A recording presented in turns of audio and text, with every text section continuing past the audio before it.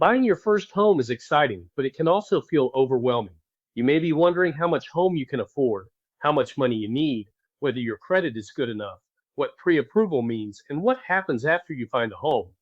You don't need to understand every detail before you start, but you do need to understand the major questions so you can make better decisions and avoid surprises.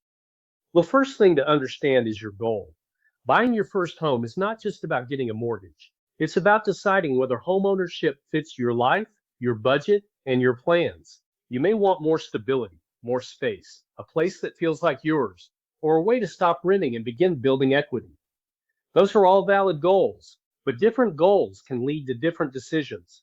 That's why the first question is not simply, can I buy a home? A better question is, what am I trying to accomplish by buying my first home? The second thing to understand is payment. Many buyers start with home price, but the monthly payment is what you live with after closing. Your payment is affected by more than the price of the home.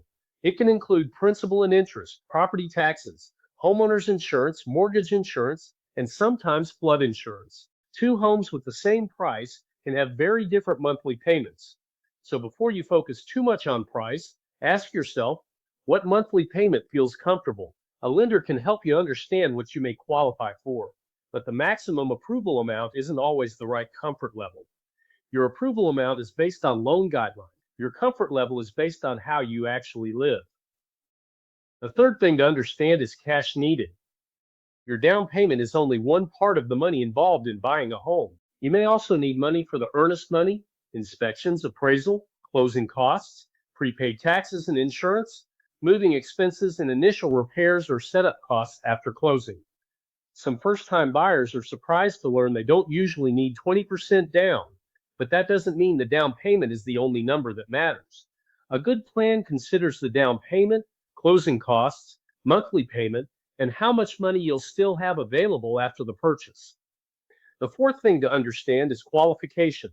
When a lender reviews your application, the review usually includes income, employment history, debts, credit, funds available, loan program, and the property. You don't need to be perfect in every category. The question is how the full picture fits together. Mortgage approval isn't based on one factor by itself. For example, a buyer with a smaller down payment may still qualify if the income, credit, and loan program makes sense. A buyer with varying income may need more documentation. A buyer with credit issues may need a plan before home shopping. The fifth thing to understand is pre-approval. Pre-approval helps you shop with more confidence. It helps your real estate agent guide the home search, and it helps the seller see that a lender has reviewed your basic financial picture.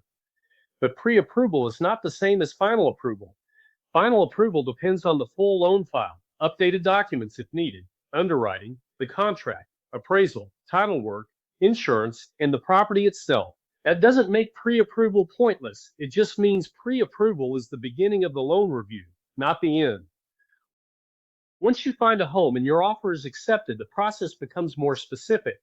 The lender reviews the loan. The inspector helps you understand the condition of the home.